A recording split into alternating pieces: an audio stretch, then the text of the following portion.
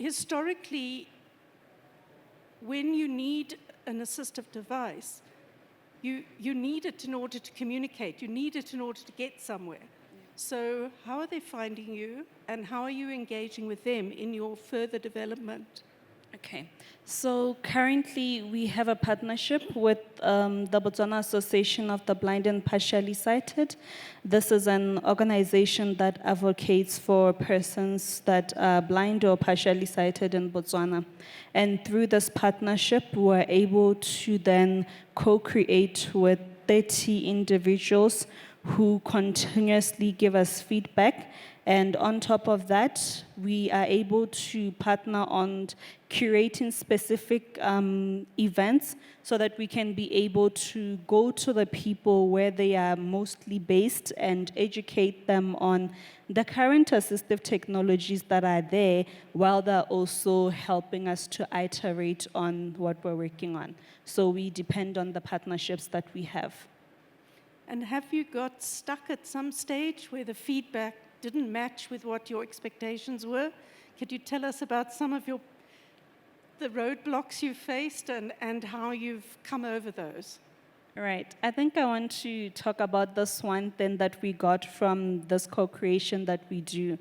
Last week, we were with one of our users, and the focus for us has always been, how do we make sure that if someone is blind, if someone is partially sighted, they're able to see what is happening in their environment. We always think externally. So then this user says to us, but Huitzi, I want to see myself. So how do I do that? And right then, that's when we realized that we're always focusing on the external things that we can allow them to be able to interact with, to be able to participate in. But we never really sit down to think, how do we then help the self of a person with visual impairment? So now that is one of our new challenges, trying to solve for the pain point that the user says, I want to be able to know if I look good today, because when you go out, you can look into the mirror. So yeah, for us, it's being able to take that criticism as constructive and using it to better what the product is. Because essentially, it's about giving access as a right and not as charity. Perfect. Thank you. Right, Zuku. We've all been talking so much, and I think that the narrative has changed to local innovation for local need in a way that's sustainable and accessible. So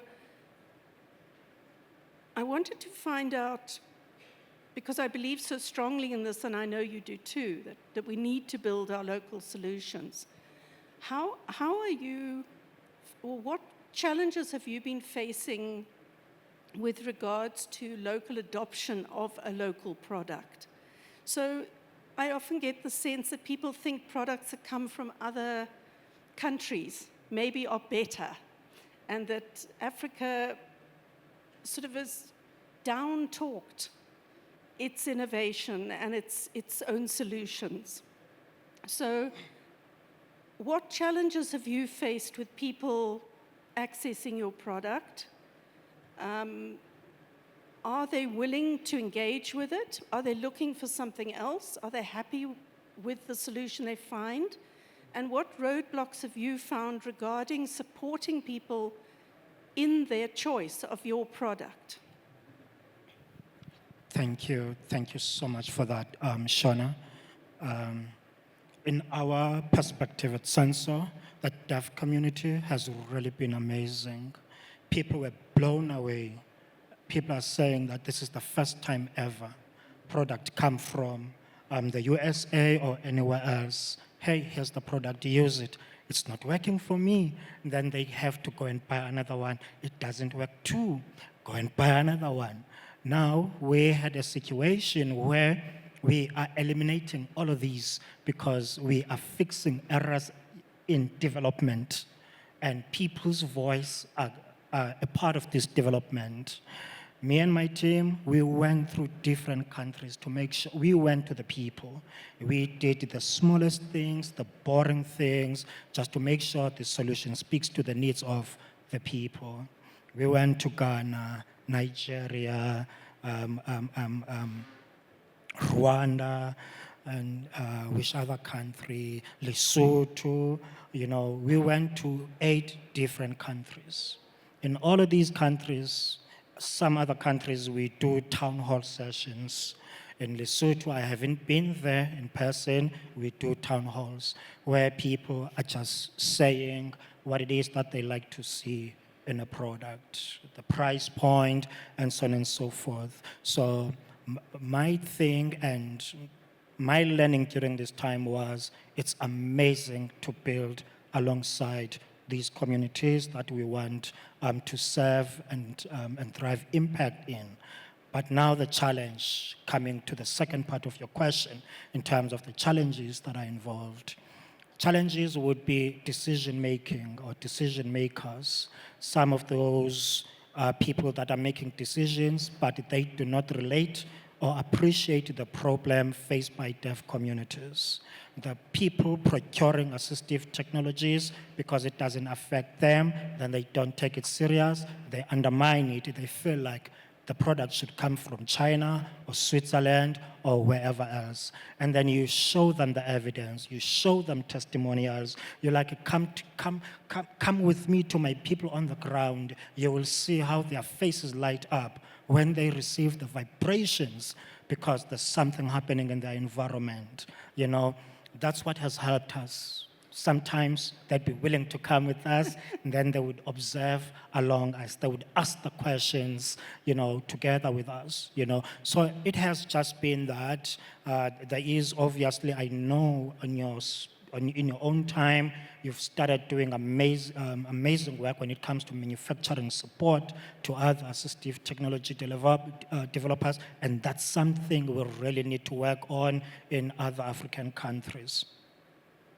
Yeah, thank you for that. Absolutely. The challenge continues, but I think from examples of success like your own, we are able to actually showcase what's possible and change the narrative.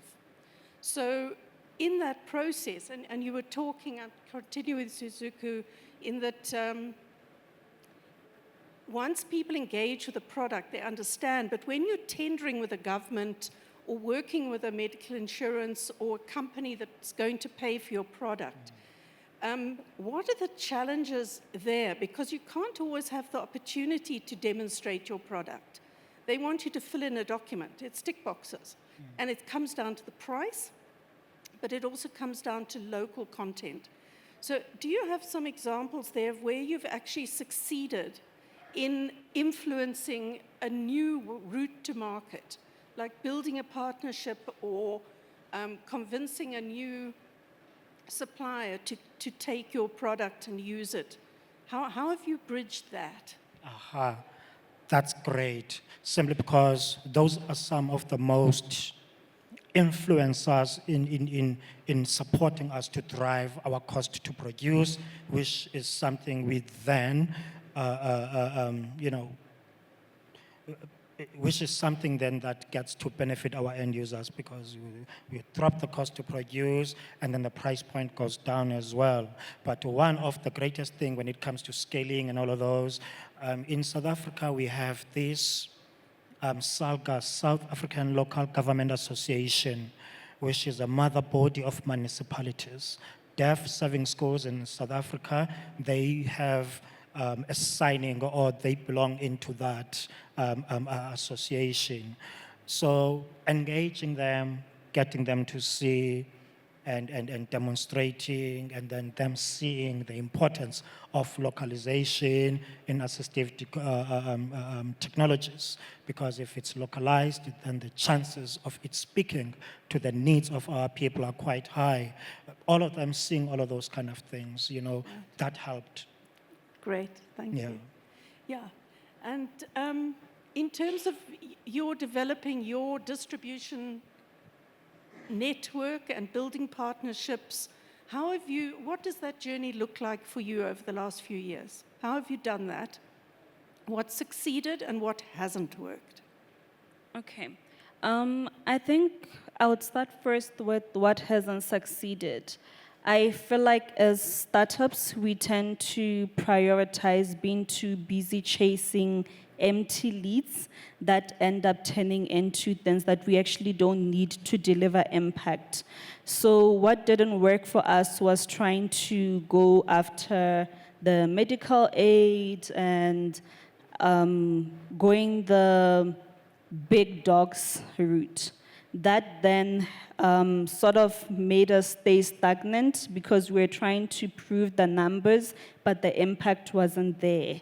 And I feel like for 80 innovators, sometimes the impact is what will convince investors that what you're doing is actually something that is needed as compared to the numbers.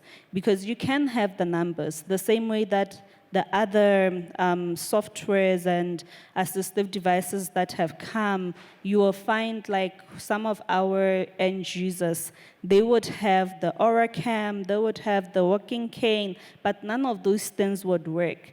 But when you go into the numbers that these companies are presenting, is that, yes, it works. The impact is there because they bought them, but the reality is it actually doesn't work. There's no impact. The end users do not feel or they do not use them. So for us, following the big dogs and trying to get so many partnerships without actually delivering impact didn't work. But then what worked was being strategic and being purposeful in what we wanted to do. One of those few examples was that when we started our co-creation strategy, we were working with the adult population.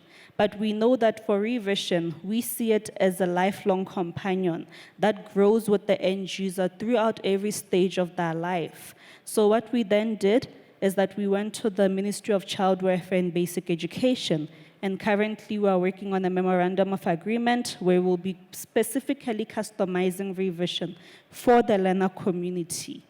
Yeah. Perfect. Thanks. Right. Abel, I'm going to ask you the funding question. So what has your funding journey really looked like in reality? Because mine started in my garage, and now investment in women in engineering wasn't something that happened 35, 40 years ago. So that's my story. But what has your journey been? What have the roadblocks been there? And how have you managed to overcome them, or how are you trying to overcome them? Well, I think, let me tell you how the first prototype looks like when we start making the first prototype. As I have mentioned, the passion drives me to solve the problem. And I was just looking at material or solution that's available locally. And the first wheelchair frame that I made, it was just a chair with the wheels. So that's where my vision started to turn from idea to something tangible. And I gave that first prototype for the guy that I met in the street. And he gave me constructive feedbacks. Abel, this is good. This is not working like this. Do like that. So I collect all the informations and the feedback that he gave me to produce the modified version of the prototype. And then, as I have engineering background, my focus was just to solve the problem, to do that in an eco-friendly, locally sourced manner. But when it comes to business, it was very challenging for someone who is starting to make mobility options using local materials with limited perceptions. Because bamboo has been used for traditional furniture making, for fireworks, fence, and kind of stuffs. So when I bring the idea of we can make wheelchair out of bamboo, the perception to accept the idea was very limited. So it was very challenging. And through time, we try to incorporate the other side of the business to support our social aspect. So now we have expanded our production lines, so it's supporting each other. I mean, the profit we are getting from the other end, supporting our social aspect of the business. We are social enterprise, actually. but getting funding or some financial support is very limited in my country, Ethiopia, like for social enterprise. So most of the time, innovators or startups engaged in AT or disability support products are not going more than 5 years. We are here now. We have passed through a lot of up and downs, challenges.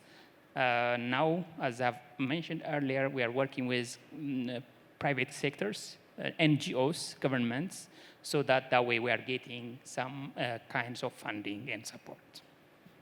Cool, thank you. I have a contentious question. I'm going to give it to you. The narrative around disability historically has been dependent on charity and built dependency on charity and giving. Self-esteem and support and access to options has never been there. I remember my own daughter, we weren't given a choice. We were told, this is the cardboard insert you're going to put your child in. The fact I didn't want it, I didn't like it, it didn't fit my lifestyle, it wasn't considered important. So how have you experienced the narrative shifting over the last few years as disability has taken its space and people are starting to realize they should have choices, they need choices, and they're damn well going to get choices. So what is your role in that, and how have you seen that narrative influence access to what people need? Right, okay. Thank you for that. I think for me, from my perspective, let's start in Botswana. In Botswana, disability predominantly is seen as charity, and you don't really talk about disability, it's hidden. But of recent, there's been a move from disability being seen as charity to more about empowering people, because disability does not mean that people do not have the ability. So what is happening in Botswana right now that I feel like is driving this narrative change is that more and more African countries are now starting to enforce disability acts within their countries. This then forces people to actually implement them within their organizations, schools, and so forth. And of course, it's not going to be something that is easy to move away from. But I feel like when things start at the policy level, where the government is sort of forcing people to enforce standards of living that are equal for everyone, then we don't have a choice but to implement them. One thing that I've always advocated for when I would be in exhibitions or speaking at such events is that I would always hear advocates saying, we need to change maybe the education syllabus for people with visual impairments. And for me, I always asked myself, if we change the curriculum to work for them at that level, then does that not mean we're limiting them? Because then when they go to the industry, then they can't compete with their peers. So for me, it's about empowering the person because the person is capable. It's not about you taking away their dignity by recognizing disability as a charity. Their disability does not define them, and we shouldn't as well. Beautiful, thank you. Zuku, how are you integrating the latest technical changes in AI into your work? Not just design work and innovation work, but fundraising, investment, new market development. How are you using it? And is it all good? Are there risks that you're facing? And how do you see this will ultimately grow to impact your ability to expand possibly in the future and scale? Thank you for that, Shona. What has really been great in our work, it's insights, it's data, AI, with an advent of AI, information just became a little bit available. Because when we started our journey, there was no AI. It would be, I have to call someone in Nigeria. And then they'd be like, I don't know. You know, like I've just checked on Google, there's this. Like, it's not reliable, you know, looking at past papers, past published papers, and all of those kind of things. What AI then has done, like putting things together and then making some insights quite streamlined, you know, and then we are able to use these insights to run some estimations about what it is, what it needs to what needs to happen, you know, as we are rolling out our go-to-market strategies in different countries. People coming our stands are outside, they were asking somebody from Ethiopia, Uganda, hey, when are you planning of bringing this? We already are aware of in terms of statutory approvals, you know, but all of these insights before AI took over the way it did, it was quite expensive. We had consultants in the middle that we need to engage and we need to pay, you know. AI at least minimized even those consultants, you know. The world has become a little bit smaller as well. We're able to talk with one another in different spaces, engaging and sharing insights. About the deaf community in South Africa, and then linking someone in the deaf community or with one of the deaf advocacy groups in South Africa, you know. But yeah, it has really been it has added value in how we do things, efficiency, organizing insights, and all of those. Yeah. And good, Shona, can you maybe talk, and we're getting close to the end, but I'm really interested to know how AI and other technologies can assist you with expanding your reach into other African countries. Because we all know logistics, regulatory problems, exchange issues, those are barriers. Do you see a tool here that will help escalate your products? For us, it was very important for someone with the visual impairments to be able to interact with the mobile application or the smart glasses in their own mother language. So currently what we do is that we use AI by plugging into those like OpenAI to access other languages that are already documented. Unfortunately, our language, Setswana, is not documented, but for us to be able to reach other African countries, we take advantage of the already existing tools that are there to reach a broader audience in Africa by accessing those other languages. Okay. Yeah. And then finally, Abel, for you, in terms of AI again, where do you see the role in it assisting with your products getting to end users who normally would not be able to access your products? Is there a route there that you could explore?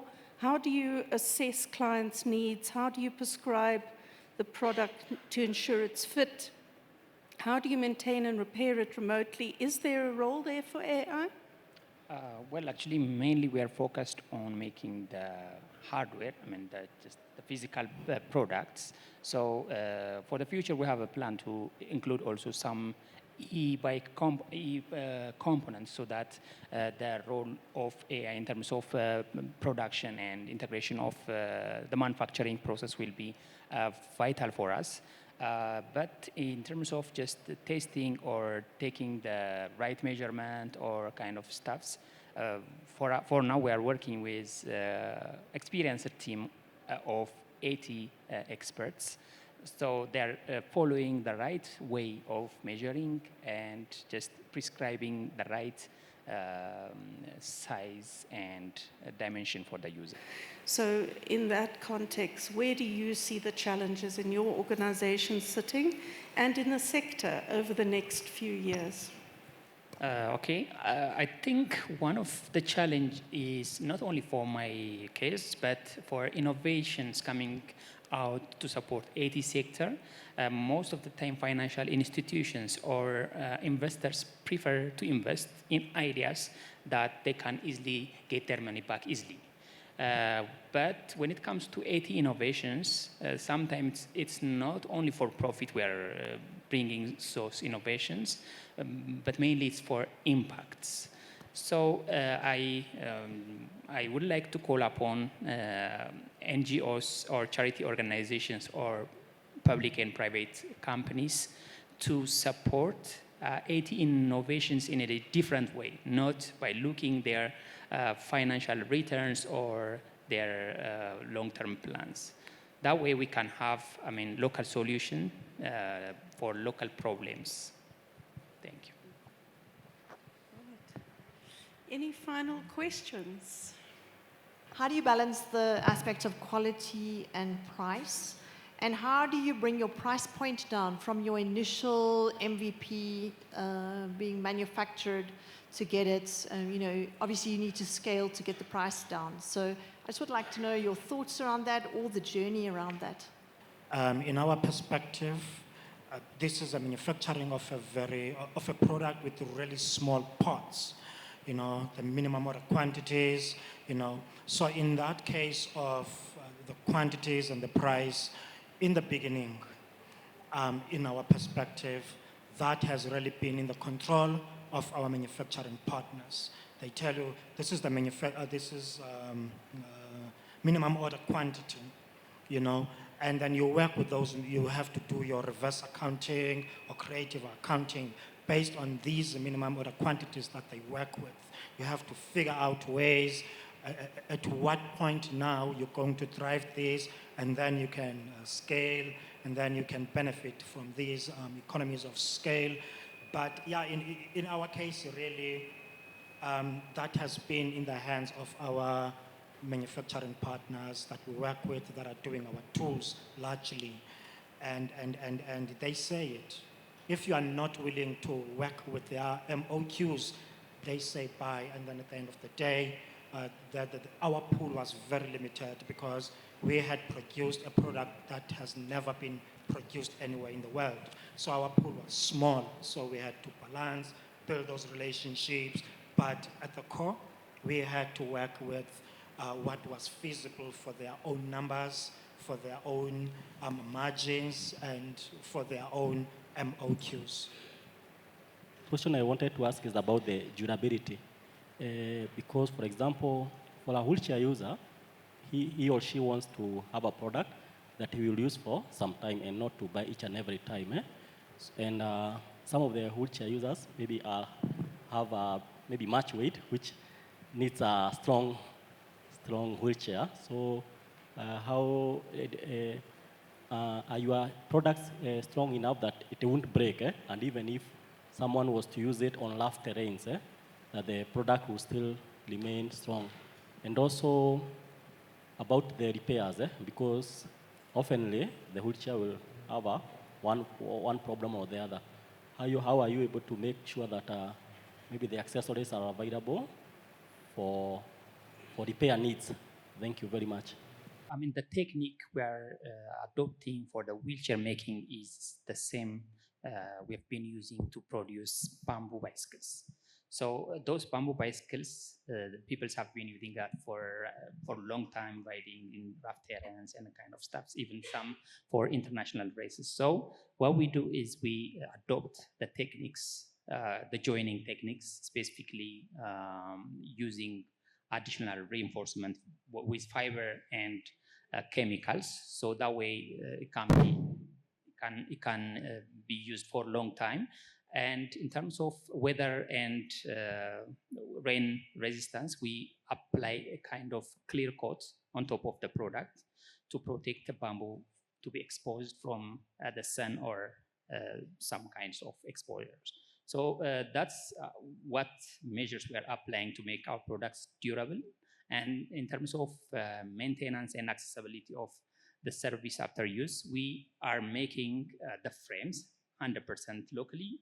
So it's very easy to replace or to maintain the part that's damaged with low cost. But still we are dependent on imported parts like the wheels and the casters and kind of stuff. So that way we are using the same maintenance techniques for standard wheelchairs. Some of the wheelchairs or the assisted devices that we get, that we import, when they break, it's very hard to get the spare parts locally. So when it comes to repair of the bamboo wheelchair, that's much, much easier because you just get the bicycle shops and get the bearings, especially the bearings. Again, I just want to add on something else about the advantages of doing our own homemade bamboo wheelchairs. First, it creates a market, like to give some the local people some reasons to sell the bamboos to the manufacturers. Secondly, it creates a number of job opportunities ranging from the, the, the women group of parents with the children with challenges through making the cushions, sewing the backrest, and making one or two other things. So when you look at the bigger picture, it not only brings up the product, but also add value to each and every member of the community. I'd like to thank you all for your being here and engaging with the team. I think we need to take away from this conversation that there's a huge amount of energy going in and goodwill and passion going into establishing local solutions to meet local needs. And so congratulations to you all. I look forward to seeing how things progress over the next few years for you all. And let's hope that the route to finance is well understood, that it has to go hand in hand with the impact and the outcomes that the end users need. Thank you.